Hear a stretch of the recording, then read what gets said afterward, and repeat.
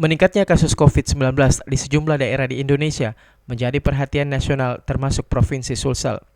Sementara dalam rangka mengantisipasi lonjakan COVID-19, Forum Komunikasi Pimpinan Daerah Sulsel melakukan tinjauan kesiapan di sejumlah rumah sakit rujukan kasus COVID-19.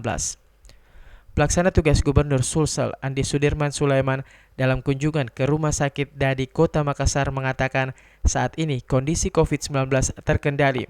Hal ini terlihat dari jumlah keterisian tempat tidur atau bed occupancy rate atau BOR berada pada presentasi 5 hingga 6%. Kita sudah lihat tadi, ini random aja ya, acak kita cek rumah sakit. Jadi sampai hari ini alhamdulillah pasien ICU di sini tidak ada nol ya untuk ICU.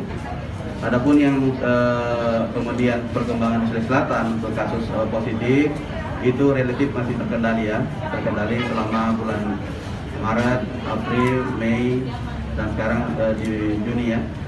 Yang kedua kami sampaikan BOR untuk Sulawesi Selatan itu masih di bawah sekitar kisaran 5-6%. Lebih lanjut, kasus COVID-19 yang ada saat ini di Sulsel diketahui berasal dari klaster imported kasus, sehingga Satgas Pencegahan COVID-19 akan melakukan pengetatan prosedur masuk baik di area bandara maupun pelabuhan.